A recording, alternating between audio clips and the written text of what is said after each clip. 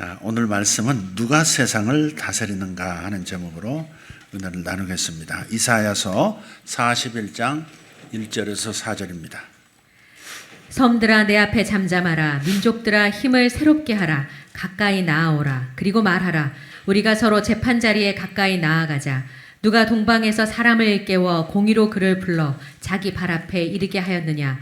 열국을 그의 앞에 넘겨주며 그가 왕들을 다스리게 하되 그들이 그의 칼에 티끌 같게 그의 활에 불리는 초계 같게 하며 그가 그들을 쫓아가서 그의 발로 가보지 못한 길을 안전히 지났나니 이 일을 누가 행하였느냐. 누가 이루었느냐. 누가 처음부터 만대를 불러내었느냐. 나 여호와라. 처음에도 나요 나중에 있을 자에게도 내가 곧 그니라. 아멘. 요즘 제가 절기 외에는 지금 한 5차례 연속해서 이사야서를 가지고 본문 삼아서 말씀을 전하고 있습니다. 제가 또 이렇게 하니까 또 공부가 되면서 또 이사야서의 배경, 그 시대적 정황들을 좀 잘 알 수 있게 되는 것 같습니다. 여러분에게도 은혜가 되시기를 바랐는데 저는 좀 이렇게 해보니까 또 강의 스타일로 뭐 순서대로 하는 건 아니지만 하니까 또 은혜가 되고 또 깊이가 있어지는 것 같습니다. 마태복음 10장 29절 말씀을 보면 참새 2마리가 한 아사리온에 팔리지 않느냐. 그러나 너희 아버지께서 허락하지 아니하시면 그 하나도 땅에 떨어지지 아니하리라 하셨습니다. 자, 이 말씀에 의하면 세상은 누가 다스리는 겁니까? 그렇죠. 하나님, 우리 아버지께서. 참새가 참 작은 미물에 불과하다 하는 것을 표현하기 위해서 한 아사리온에 참새 2마리가 거래된다 이렇게 말씀하죠. 그러니까 한 아사리온이면 당시에 가장 작은 돈의 단위입니다. 우리로 말하면 한 10원 뭐 이렇게. 10원 가지고 뭐 할 수 있어요? 그런데 참새 2마리가 한 마리도 아니고 2마리가 한 아사리온에 거래되지 않느냐. 그러니까 참새 같은 작은 것도 돌보시는 아버지 하나님이신데 그렇다면 이 세상 모든 것들을 누가 다스리고 있다고 너희는 생각하느냐 하는 도전적 질문이죠. 어떤 아버지가 지붕 위에서 일을 하고 있었어요. 그것을 아래서 바라보던 어린 아들은 자기도 지붕에 올라가고 싶다고 아버지를 조릅니다. 위험하다고 했지만 아이는 막무가내예요. 아버지는 그렇다면 조심해서 올라오너라 이렇게 허락을 했습니다. 아이가 사다리를 타고 올라가기 시작합니다. 그런데 중간쯤 올라가던 아이가 밑을 보더니 아빠 무서워요. 소리를 지릅니다. 그러자 아버지는 말합니다. 얘야, 밑을 보면 안 돼. 밑을 보면 안 돼.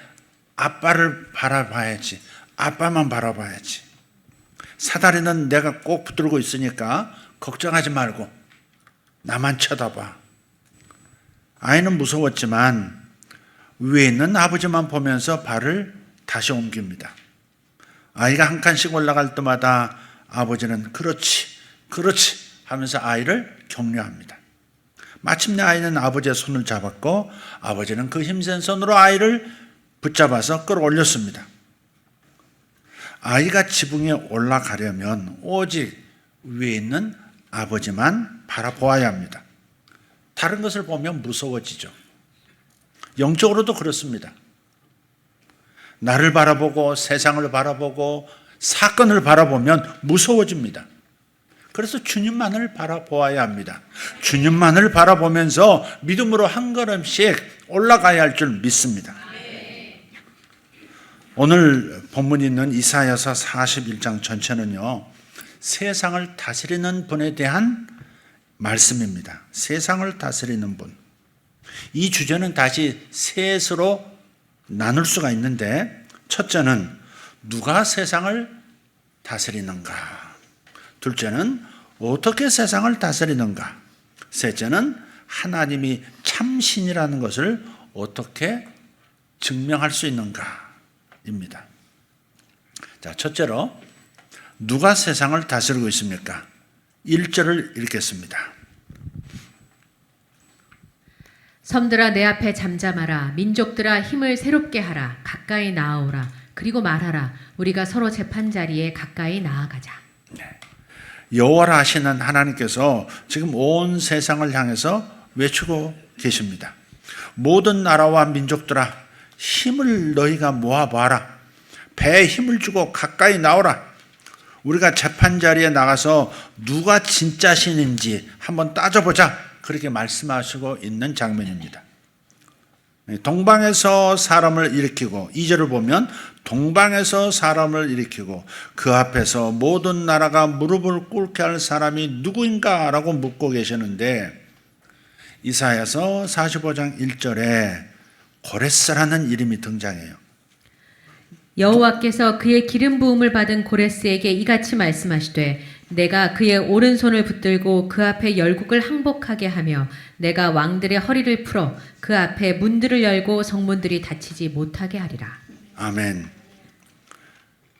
하나님께서 동방에서 사람을 일으키시고 또 그 사람을 통해서 모든 나라들이 무릎을 꿇고 항복하게 할 사람이 누구냐? 이렇게 물으신 다음에 저 뒤에 45장 1절에 가서 그의 이름은 고레스다라고 말씀하고 계시는 거예요. 그러니까 하나님이 이 고레스라고 하는 이 왕을 통해서 바벨론 포로로부터 유다 백성을 해방시켜 주시겠다는 말씀을 하고 계시는 겁니다. 실제 역사적으로 바벨론 제국을 무너뜨린 왕은 바로 바사의 고레스 대왕입니다. 고레스는 영어로는 키루스라고 이렇게 되어 있습니다. 고레스 왕이 바벨론 제국을 무너뜨렸어요. 이 예언을 언제 했을까?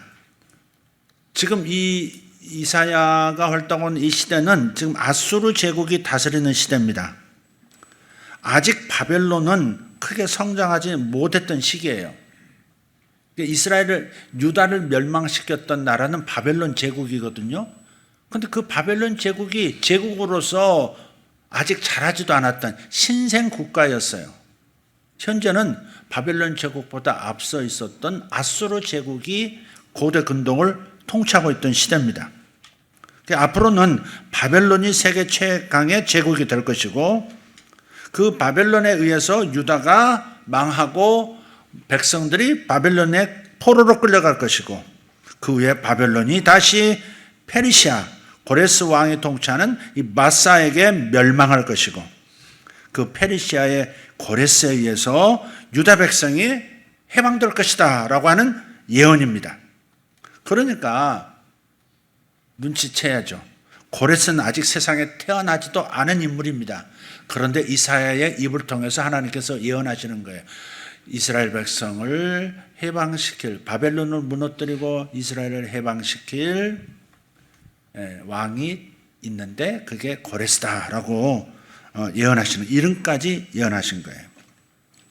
3절을 보면 그가 그들을 쫓아가서 그의 발로 가보지 못한 길을 안전히 지났나니라고 합니다. 바벨론이라고 하는 이 제국은 난공불락의 성이라서 거의 무너질 수가 없는 강력한 곳입니다. 그런데 바벨론에 내분이 일어나서 그 결과 멸망하게 되는 거예요. 그래서 고레스는 피를 흘리지 않고 거의 전투 없이 바벨론을 정복합니다. 3절은 바로 그 사건을 표현한 거예요. 고레스가 그들을 쫓아가서, 그들은 바벨론이죠. 그가 바벨론을 쫓아가서 고레스 자신의 발로 가보지 못한 그 길을 안전히 지났다. 전쟁을 통해서만 할 수 있는 그 일을 전쟁 없이 안전하게 공략했다. 그 말을 하고 있는 거예요. 자, 4절입니다. 이 일을 누가 행하였느냐? 누가 이루었느냐? 누가 처음부터 만대를 불러내었느냐? 나 여호와라. 처음에도 나요 나중에 있을 자에게도 내가 곧 그니라. 아멘. 이 4절에는 누가라는 말이 계속 나옵니다. 내가 곧 그니라. 이 말은 나다. 나 여호와가 그 일을 할 것이다 라는 의미입니다. 바벨론을 키워서 그런 다음에 유다를 우상숭배하는 유다를 망하게 하고 포로로 끌고 가게 하고 다시 그 바벨론 제국을 무너뜨릴 고레스라는 왕이 다스리는 페르시아를 파사를 세워서 그런 다음에 바벨론을 멸망시키고 유다를 해방시킬 이 일을 내가 할 것이다. 내가 할 것이다. 라고 말하고 계시는 거예요. 여러분, 한 나라의 지도자를 누가 세웁니까? 그 나라 국민들이 투표해서 세우는 것 같지만 아닙니다. 사람이 사람을 세우고 또 무너뜨리는 분은 하나님입니다. 여기에 중요한 말씀이 나옵니다. 누가 처음부터 만대를 불러내었느냐? 이 말은 수많은 나라들의 흥망성쇠, 만대에 이르기까지 끝없이 세우고 무너뜨리는 이는 내가 곧 그니라. 즉 하나님이시다 하는 겁니다. 하나님이 지도자와 나라를 세우시기도 하고 폐하시기도 하십니다. 하나님이 역사를 다스리시는 것을 믿습니다. 자, 그래서 첫 번째 질문, 누가 세상을 다스리고 있는가? 네, 하나님이 다스리고 계신다. 자, 두 번째 질문입니다. 하나님은 어떻게 세상을 다스리십니까? 다스림의 방법이죠. 하나님은 사람을 선택하여 세우십니다. 고레스라고 하는 강인한 사람을 불러서 페르시아를 세우고 그 페르시아가 바벨론을 무너뜨리게 하시는 거예요.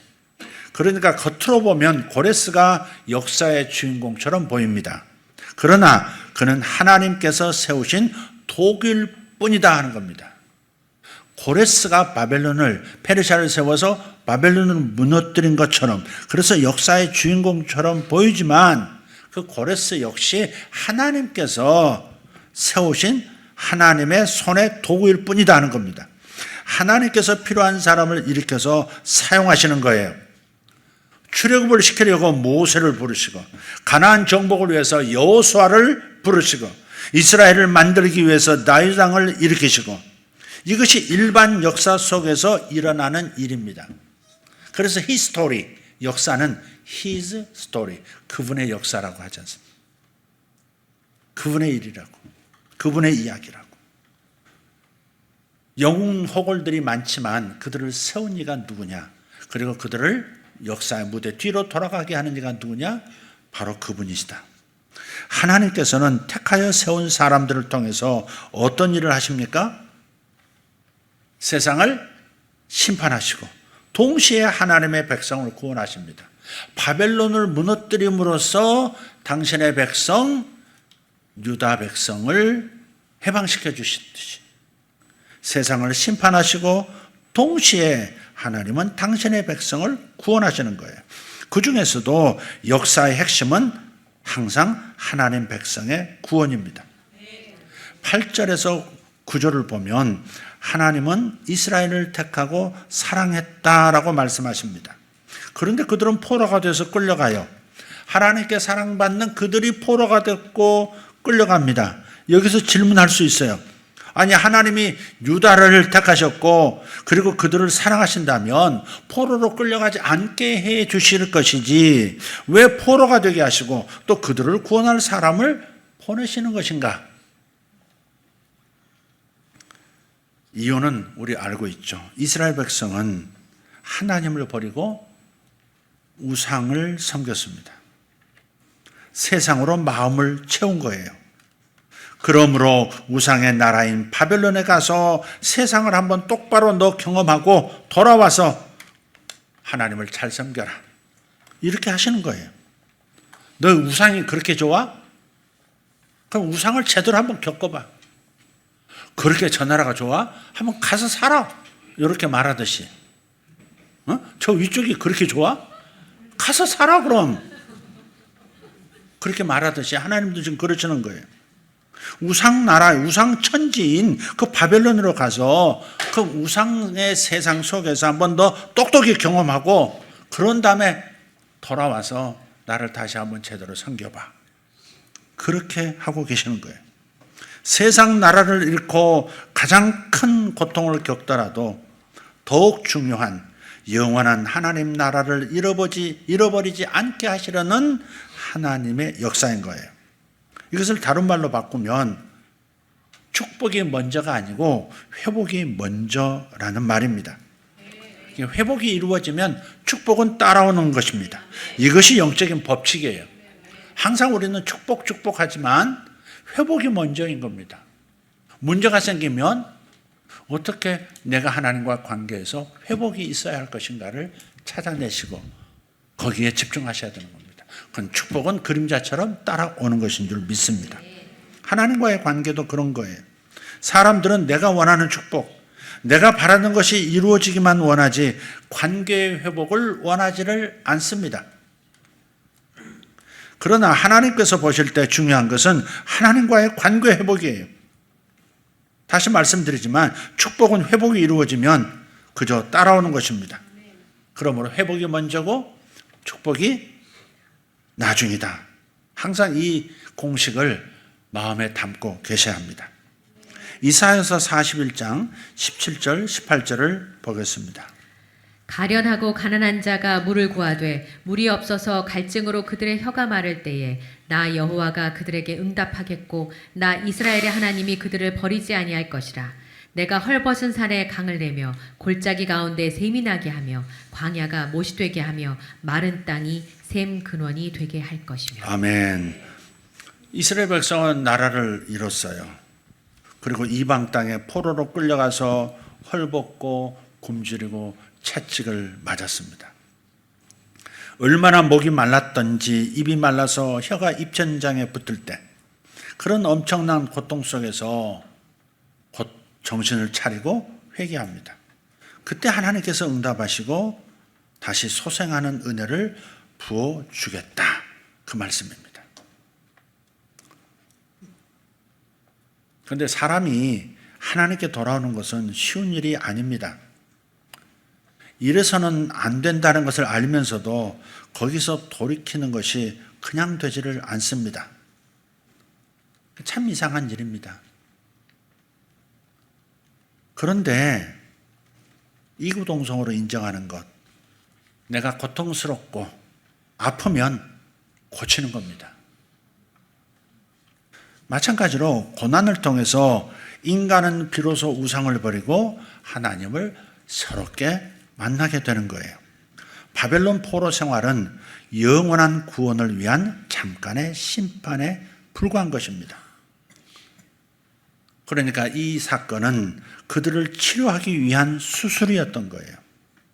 하나님은 하나님을 떠난 백성을 그렇게 다스리시는 거예요. 하나님은 자신에게서 멀어진 사람을 그렇게 다스리시는 거예요. 하나님은 자신에게서 몇 발짝 뒤로 물러서 있는 것을 아무렇지 않게 생각하는 사람들을 그렇게 다스리시는 거예요. 세 번째 마지막 질문입니다. 하나님이 참된 신이시라는 것을 어떻게 증명할 수 있겠습니까? 그 당시는요, 모든 나라, 모든 민족들이 제각각의 신들을 섬기던 시대입니다. 나라마다 신이 있었고 민족들마다 신들이 있었어요.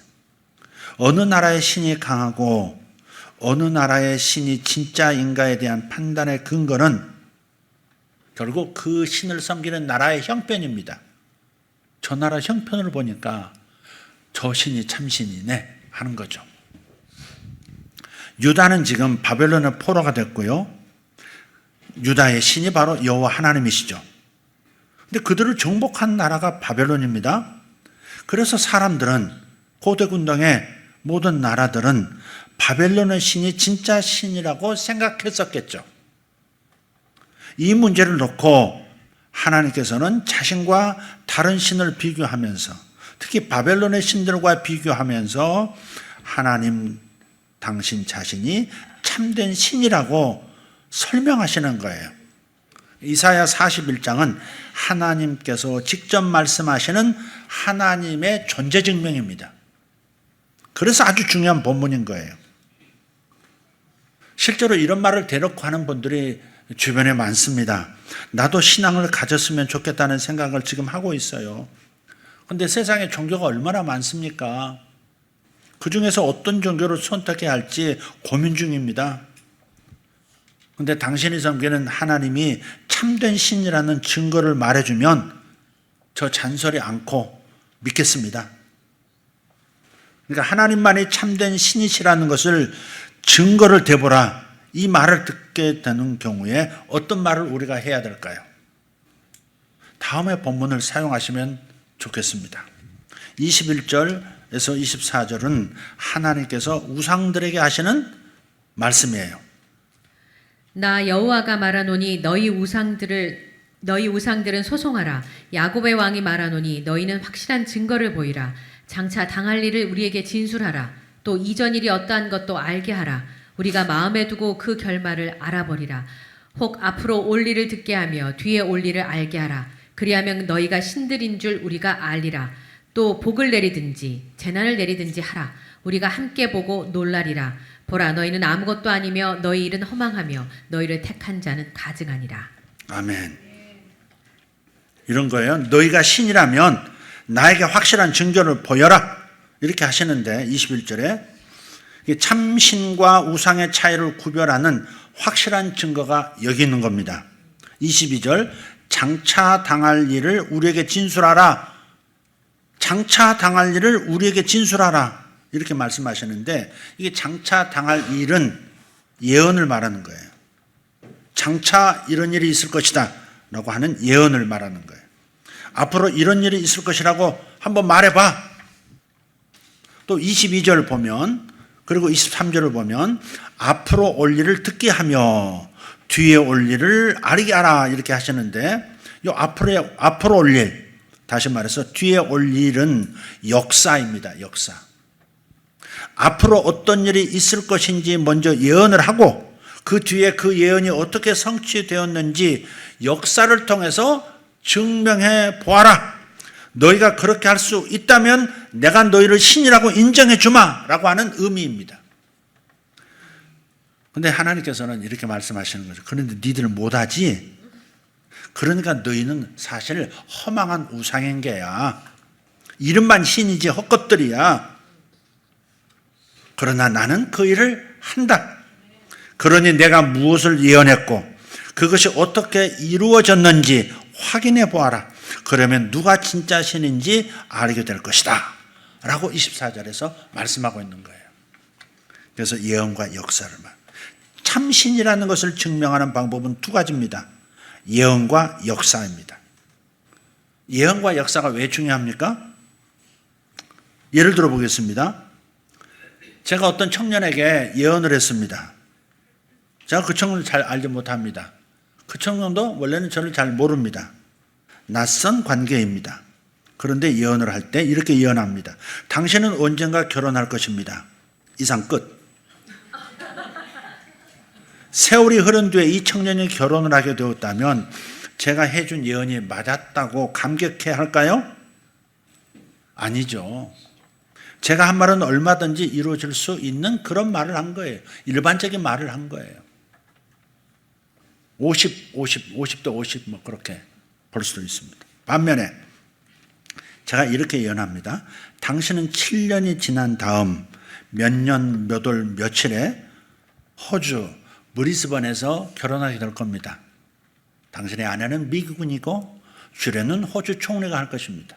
축사는 영국 총리가 비행기 타고 날아와서 할 거고 10개국 정상들이 당신의 결혼을 축하하기 위해서 올 것입니다.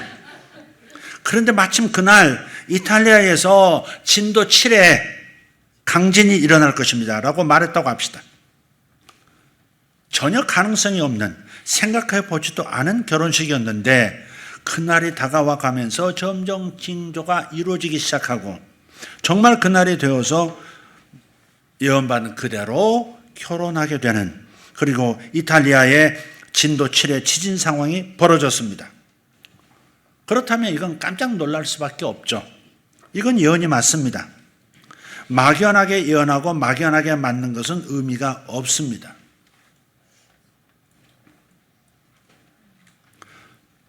오늘 아침 우연히 그 썸네일 하나 봤는데 대한민국 대선에 대한 예언 하고서 정말로 세계적으로 유명한 여성 예언가가 예언을 뭐 이렇게 한국인 목사를 앞에 놓고 예언하는 그런 영상이 있었습니다. 근데 저도 이런 라인에 있지 않습니까? 너무 두루뭉실한 거예요. 너희들이 기도 열심히 하면, 금시감하게 기도하면, 이 너희 나라를 좌지우지하는 그런 세력들이 깜짝 놀랄 일이 있을 수 있다. 이렇게 너무 두루뭉실한 거예요. 그건 나도 하겠다 그런 생각이 들더라고요. 이럴 수도 있고 저럴 수도 있는 빠져나갈 길이 명백한. 그래서 막연하게 예언하고 막연하게 맞는 것은 의미가 없습니다. 그러나 예언이 구체적일수록 그리고 그 예언이 스케일이 클수록 정확하게 이루어지는 것은 이것은 인간적인 수준으로서는 이룰 수 없는 불가능한 것이죠. 위의 경우 방금 이 청년에게 예언했던 그 예언의 경우 예언을 하고 그것을 이루어 간다고 하는 것은 어떤 의미가 있을까요? 그 예언을 이루기 위해서는 호주 그리고 영국을 비롯해서 10개국 이상의 정치가들을 탑 리더들을 마음대로 주무를 수 있는 능력이 있어야 합니다. 또한 특정한 날짜에 특정 지역에 지진이 일어나게 하려면 지구 껍질 판때기를 쥐락펴락할 수 있는 그런 능력이 있어야 합니다. 그리고 결혼식에 등장할 사람들이 만약에 나이가 많다면 그들을 그때까지 살아있게 만들어야 합니다. 따라서 참된 신이 아니면 불가능한 것이다 하는 겁니다. 25절을 읽어보겠습니다. 내가 한 사람을 일으켜 북방에서 오게 하며 내 이름을 부르는 자를 해돋는 곳에서 오게 하였나니 그가 이르러 고관들을 석회같이 토기장이가 진흙을 밟음같이 하리니. 아멘. 한 사람을 북방에서 그리고 해돋는 곳, 즉 동방에서 오게 할 것이다. 무슨 의미입니까? 북방이면 북방이고 동방이면 동방이지. 한 번은 북방에서 온다 하고 한 번은 동방에서 부르는 것. 이게 말이 됩니까? 근데 말이 됩니다.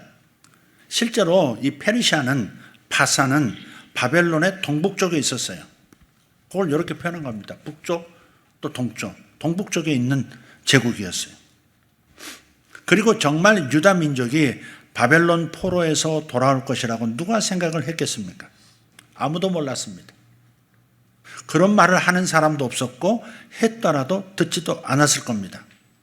그 무엇보다도 아까 말씀드렸던 아직 태어나지도 않는 페르시아의 왕, 바벨론을 무너뜨리는 페르시아의 초대 왕을 고레스라고 태어나지도 않은 사람 이름을 이사야가 예언하도록 하나님 하신 거고 역사의 결과를 볼 때 실제 페르시아라는 그 제국이 강성해지면서 그 제국을 이끈 사람이 고레스였고 그 고레스가 페르시아를 이끌고 바벨론을 멸망시킨 거예요.